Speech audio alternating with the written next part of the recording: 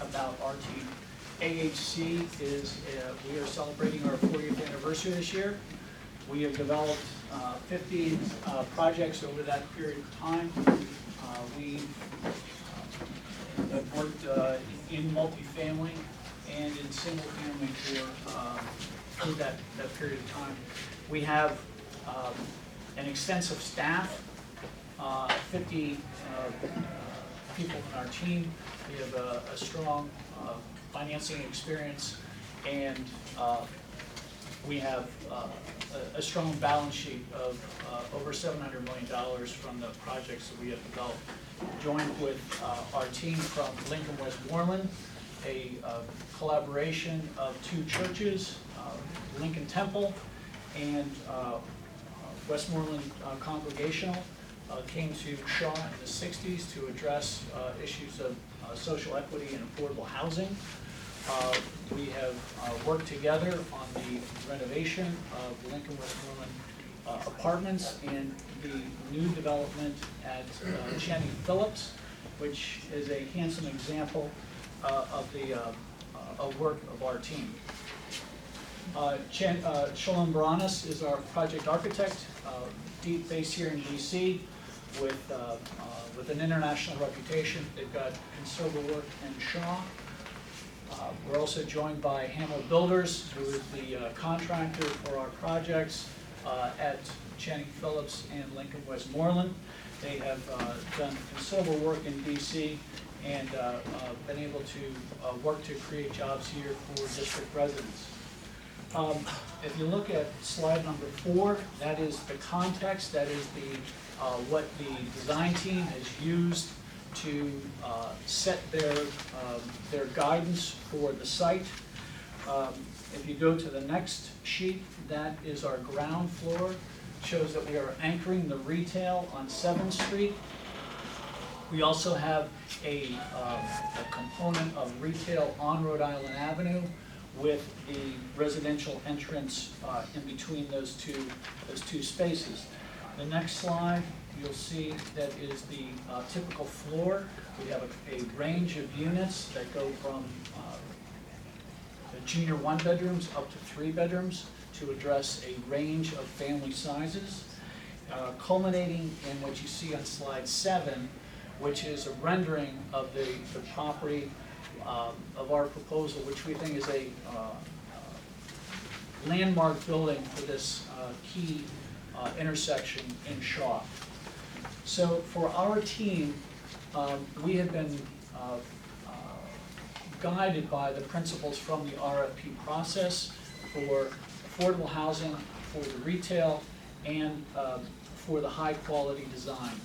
We have all of those components here. One of the things that is a key component of our project is that we're going to be net zero ready, which is with the energy efficiency technology that comes along, we're going to be prepared for that technology to ultimately be a net zero building, something that is key for the city. We will be using the property across the street, which is Lincoln Westmoreland, as a staging location for photovoltaic panels that will be part of the overall package for this project. On the retail side, we're working with Papadopoulos Properties, a local DC-based organization with 30 years of experience. They also have considerable activity in Shaw in recent transactions. Mentioned on energy efficiency, mentioned the photovoltaic, but we're also working with a group called Interface Engineering, who's got an international reputation for their creativity on energy efficiency. On lot 803, we have a number of ideas. We think it's going to be important to outreach with the community. We do have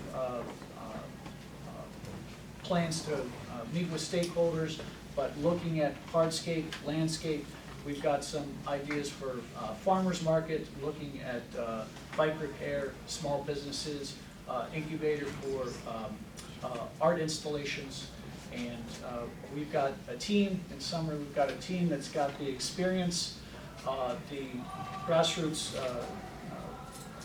history and the financial capacity to execute on this transaction. We ask for your support. Thank you very much. This team did not present to the Zoning and Planning Committee, so there are no comments to provide from the committee. Questions for this applicant from members of the commission? So you don't have any retail signed up, like anyone in specifically, currently? Like Not name? at, no, not at this time. What was your plan for the triangle lot that's adjacent to the building? If you go to the last slide, 9, some of the, you get an idea of some of the things that we are envisioning. This idea of bike box was something that, the space is rather tight, it's 1,800 square feet. So we looked at it as something that would, when we have seating and some hardscape in front, closer to Rhode Island Avenue, that you know, there's a long angle on the alley. And so, you know, the idea in DC a long time ago, those alleys were where gas stations were and car repairs and that kind of thing. So we thought, well, this idea that they had in Chicago about bicycle repairs seemed like an interesting idea. There's bicycle routes all through Shaw. It's a real transportation corridor, and thought that this was sort of picking up on that idea, given the level of bicycle activity. It could be a public repair station, could also be a small bicycle business, if that was going to be something that would be attractive. We also have a proposal from Fresh Farm Markets for a twice weekly farmers market on that space. And we also have a rotating art exhibit using pop-up cargo trailers, containers. Yeah, that's the third image that you see on that list, something that's been done in some other cities. You know, for local artists, give them a certain amount of time that they have the rights to show their designs. Any other questions from the commission? Your affordable housing, excuse me, rental housing breakdown. What are you, how's your bedrooms going? I didn't hear that. I don't believe I heard that. Sure, we have a range across the entire spectrum of the units, from 30%, 50%, and 60% area median income on the affordable side. Of the 128 units, we have 50 of those units that are affordable, so that's 39% of the units that are affordable. No, I'm talking about like 1 bedroom, 2 bedrooms, 3 bedrooms. How many units? Yeah, how many, you know, I don't have the count in front of me, but. But there's a variety of 1s, 2s, and 3s on both the market rate units and the affordable units. So it'll be 3-bedroom units on every floor and for the affordable units as well. I believe we have 8 3-bedrooms, and 7 of those are in the affordable range, and 1 of those is the market. Junior 1 bedroom, you say like a board studio? Actually, again, a junior 1-bedroom essentially has a bedroom space inboard of the exterior window wall. It's a concept that has been well received in the private market, full market rate rental, and it gives you an opportunity to create an apartment that is more desirable than a studio where your sleeping space is within living, dining, and kitchen zones. How many parking spaces? We have approximately 32 spaces, 2 levels. 1 level. We also have 80 bike parking spaces. Any other questions from the commission?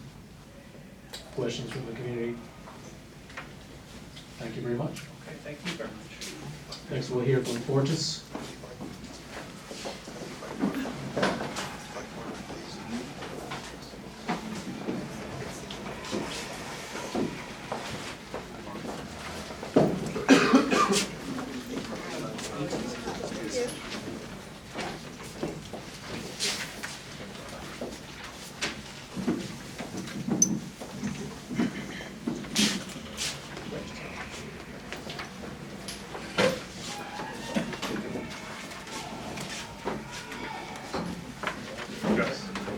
My name is Brian Eskew. I'm an associate with Fortis Companies, joined here by George Shapivsky. He's our founder and president, and Rico Washington, who works with R2L Architects.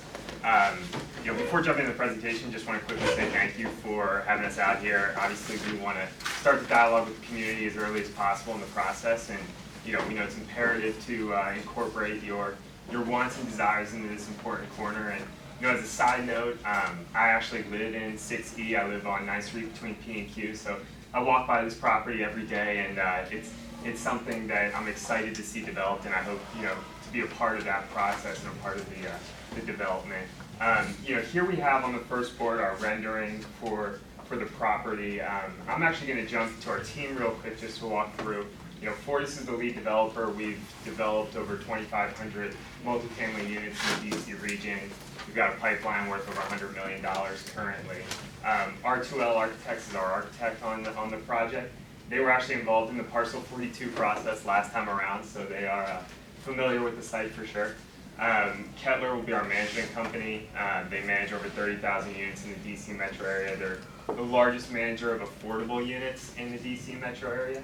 Not on the board, but important, we have retail partners who have signed letters of intent to join this project. We have Ace Hardware, who signed a letter of intent.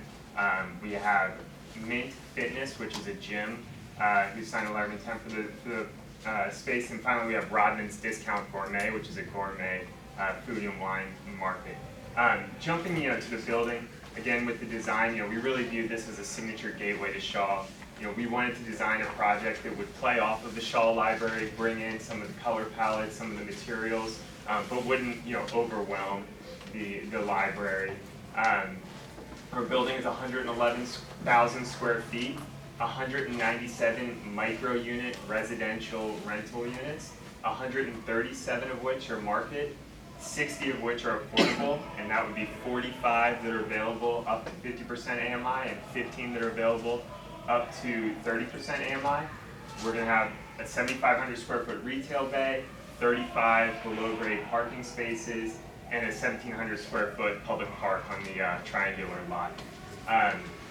Again, as I mentioned, with the design, we're focusing on framing the library. We wanted to design a project that played well off of kind of the existing layout of the block. So we have our retail oriented towards the 7th Street corner, which plays along with the retail corridor of 7th Street. We have our residential entrance on the east side of the building, which reflects kind of the residential nature of the character as you go down Rhode Island Ave. And finally, we wanted to do a project that is really buildable and financeable. So what you see here is really what the building ends up looking like, and there's not a lot of changes or issues as we move forward in the process. A big theme of our project was affordability, both on the market rate and the affordable side. So because we're doing these smaller format micro units, our market rate units are actually going to be priced at 20% below market rate for the Shaw and Logan Circle markets. So to give you perspective, O Street Market's average rental rate is about $2,600 per month per unit. Our average rental rate is going to be below $1,900 a month. Our studios are going to be right around $1,700 a month. For our affordable, we're going to have 60 affordable units, which I think is the largest number of units of any of the proposals. And we're able to achieve that because of the smaller size. Again, I've mentioned our retailers. We're bringing, we have interested retailers who have signed letters of intent and are excited about this project, and we think they're all retailers that'll bring daytime pedestrian activity and really enhance the neighborhood, meet unmet retail needs of the neighborhood. We're going to design to LEED Gold requirements. We are going to have wide streetscapes, ample lighting, really trying to enhance kind of pedestrian activity around that corner. Active and accessible public space. We're planning to, and Rico, who's a graduate of Howard University, has helped coordinate this, but we're planning on working with Howard University School of Architecture to do a design competition for the park space. What do you say? And we hope that that'll really, involve the community and kind of give these young students a chance to get some real world experience. And finally, investment in the community. We really hope, first of all, we'll be hiring locally for the construction jobs, and we'll bring in local employees from the retail space. And we believe that this higher level of density is really going to be an important driver for for growth in the Shaw neighborhood. So we're excited about the project and look forward to any questions you may have. Comments from the zoning and planning committee on this proposal. Strengths were a good retail plan, especially that they were looking at non-restaurant uses, good architectural design, LEED Gold, strong streetscape and landscaping, and a rooftop garden. Major negative was too many micro units, and that fewer units would be better with some larger units for families. Questions from members of the commission? Are the units the same size? No, so we're gonna have, at this point, 80% studio units, and then 10% one bedrooms, 10% two bedrooms, but importantly, the way we're able to design these units, it's very easy to simply take down a wall and convert it into a normal size two-bedroom unit. So, you know, we think that the micro unit concept is very viable and attractive to, you know, young kind of urban dwellers today, but if, you know, in 10 years, it's not a viable model, it's very inexpensive and very easy to convert them to, you know, larger format units. So the one bedroom is the studio and the micro unit, those are the two? So, yeah, micro units is like a term that's used to describe kind of these smaller size units across the board. So we're gonna have, they're all gonna be kind of smaller compared to your, you know, more traditional, larger units. The average size is just over 400 square feet. Where am I fit? It's like, no, I'm kidding. But very efficiently designed. I mean, you know, and we've got some pictures in the presentation, you know, the way kind of with built-ins and everything else, they live a lot larger, and we'll have, you know, Class A amenity space, pools, or a pool, you know, fitness, lounge area. So the bed will be built into the units? That, you know, that's a model that people have used, kind of the Murphy bed style, and, you know, that's one model we're looking at, and, you know, it's certainly a way to kind of maximize the use of space. And again, it allows you to achieve kind of this more affordable product, and, you know, in terms of the family housing, you know, one thing that we believe is that, you know, a lot of people are living in roommate style housing right now, whether it's 5, you know, young people in a row house or people, you know, doing roommate style housing in a 2-bedroom unit, and we believe this provides, you know, an alternative option for them that actually will free up family size housing for, you know, for members of the community that need that family size housing. Other questions from members of the commission? Questions from the community? Are you gonna permit dogs, or do residents have to pay an extra pet fee? And secondly, do you have a plan for maintaining the green space outside? You look at City Vista or City Market, pets have destroyed half of the green space. Yeah, you know, There's gotta be a maintenance plan. yeah, absolutely. I mean, with buildings like this, yeah, you typically don't have pets allowed just because it's such tight quarters, and really a lot of it is kind of the communal space as well. And then of course, yeah, with all the green space, you know, including the public park, we are gonna fund the maintenance of that out of the ongoing cash flow of the building. You have the capital to build this property. Oh, yeah, absolutely. Yeah, no, this will be entirely funded by developer equity and conventional financing, no subsidies from the city whatsoever. Thank you very much. Thanks. Next up is Donahoe.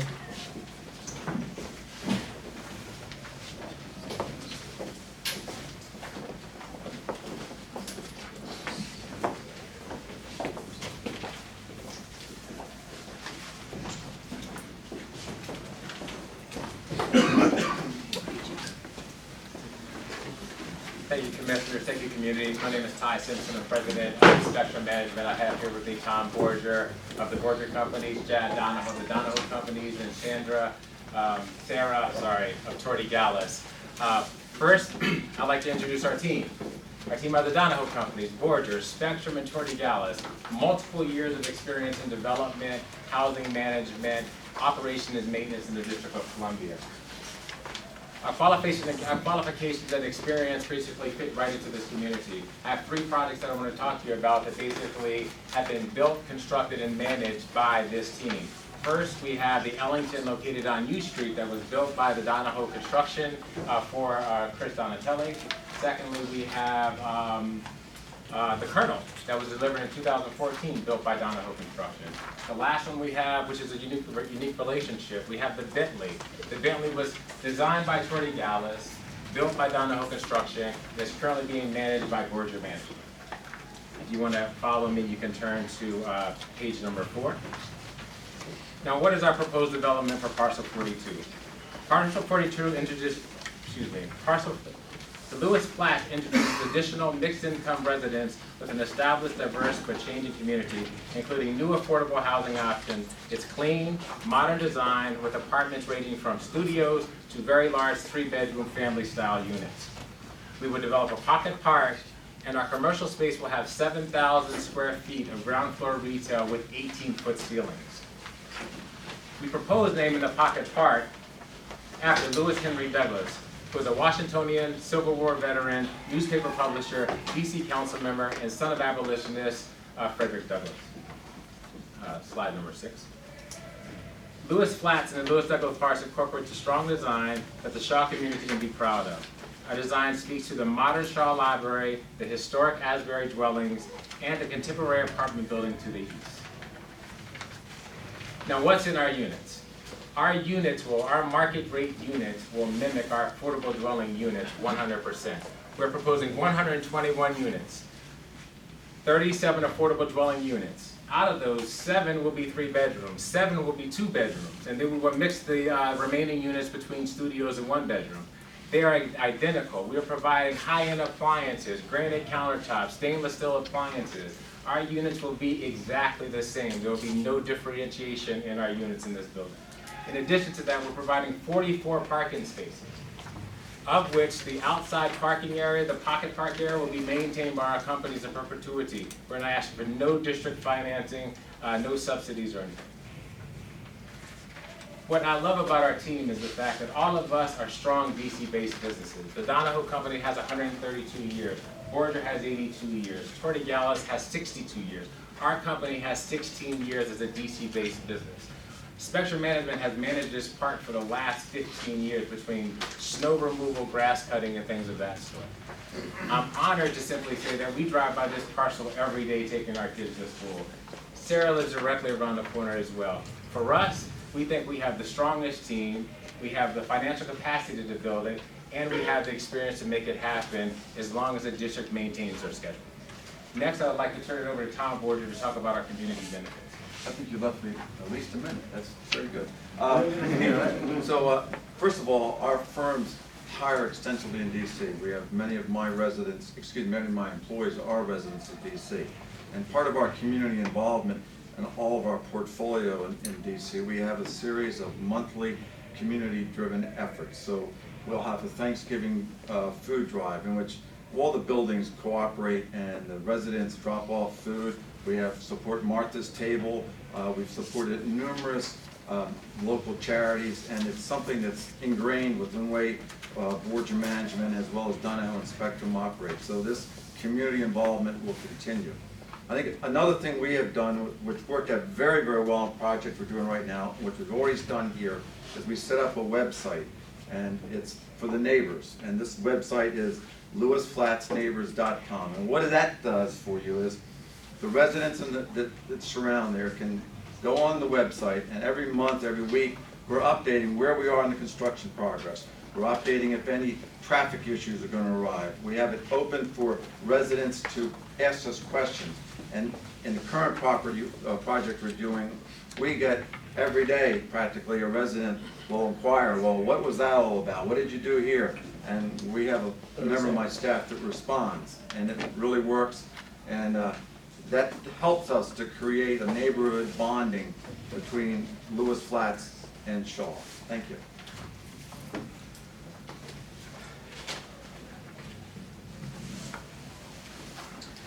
Comments on this proposal from the Zoning and Planning Committee were that the strengths were identified as the lead goal, number of 3-bedroom apartments, pocket park, and size of the retail.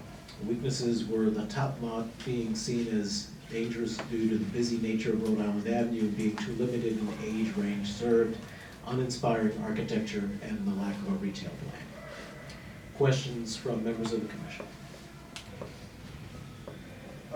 all the units are rental units? Yes. Do you have a plan for retail? Well, yes, we do. So we decided to basically take the retail process and create an RRFP process for the retail. Our objective was to get letters of intent. All of us can go out to anyone and get a letter of intent. The question is, what's going to happen after you pretty much get your plan done, go through the PUD process, and you're 2 years down the road, is that retailer still interested in being in your property? Our objective is to incorporate the community in it from the beginning to the end. We will pretty much engage a retail broker. We will hope that the ANC will develop a subcommittee. We will work directly with the ANC and identify what's the best retail for the particular 7,000 square feet. We know we've created 18-foot ceilings to pretty much make the space desirable, but the key for us is that we know this project will go in the ground in 18 months, and then you have maybe another year and a half before you build it. So why not incorporate the ANC and the community into the process from the beginning? Why overpromise and underdeliver when we pretty much can keep you in the process from the beginning? Other questions from the commission? Questions from the community? Which parking? What parking? 44 spaces. Bike parking. Bike parking. 90. Thank you very much. And the final presenter will be the team led by Ditto.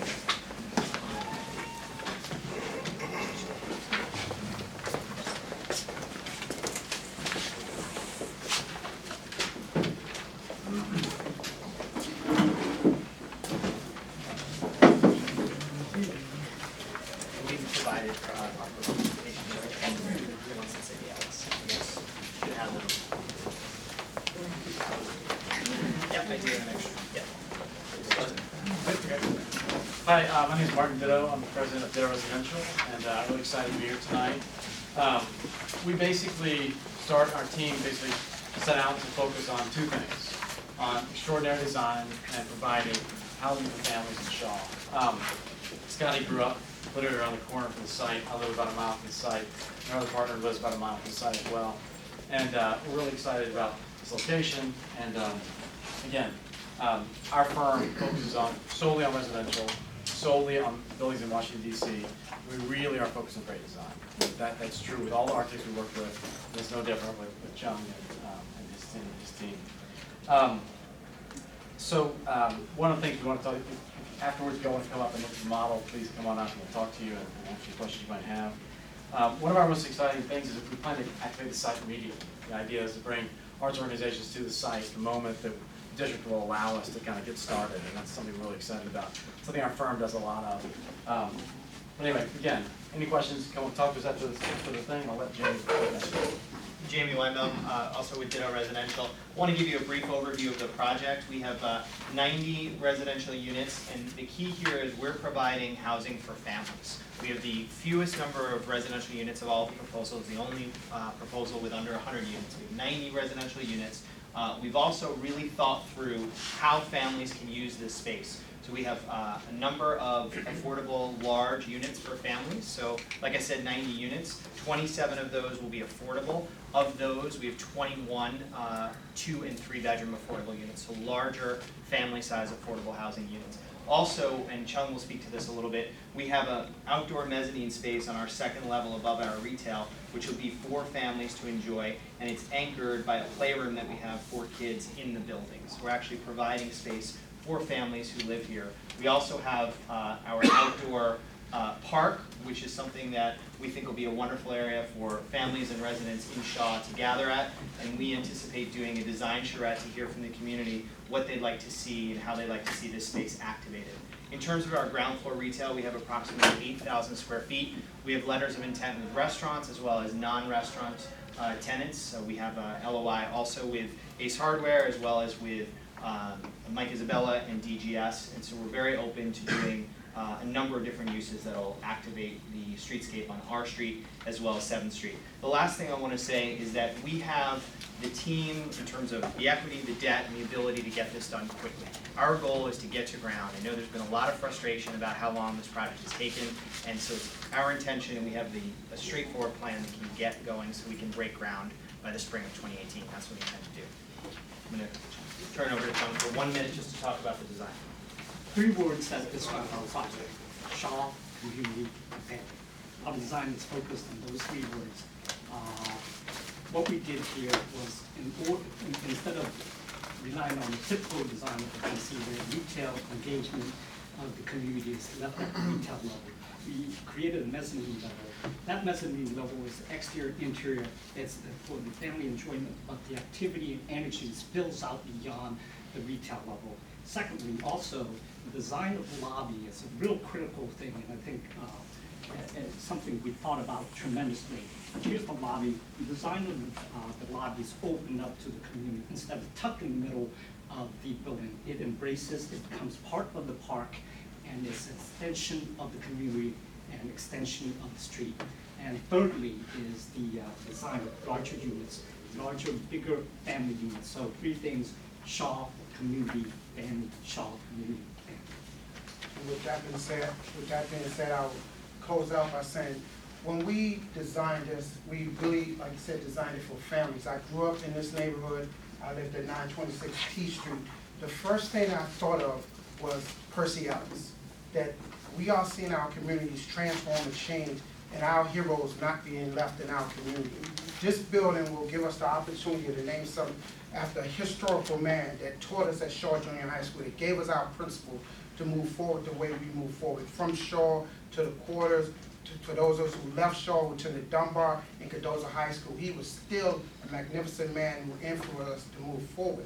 I just recently read an article, I think 2-3 months ago, and it talked about Miss Graham, who lived on 1918 T Street, and she was put out of her house by the Housing Authority. That means that at 65 years old, she can no longer live in this community. So we designed something for her to be able to stay in this community. We designed something for when you go off to college and you come back to be a policeman and a fireman, you could come back to our community. We seeing this community transform, and we are not seeing ourselves in it. And this project was designed to see us in our community that we grew up in. Thank you. One question. So this is in reference to this, is Dr. Dr. Ellis, yeah, and I found out after calling his daughter and talking to her that she's Dr. Ellis also. So his daughter went on to get her PhD in education also. That was my boss.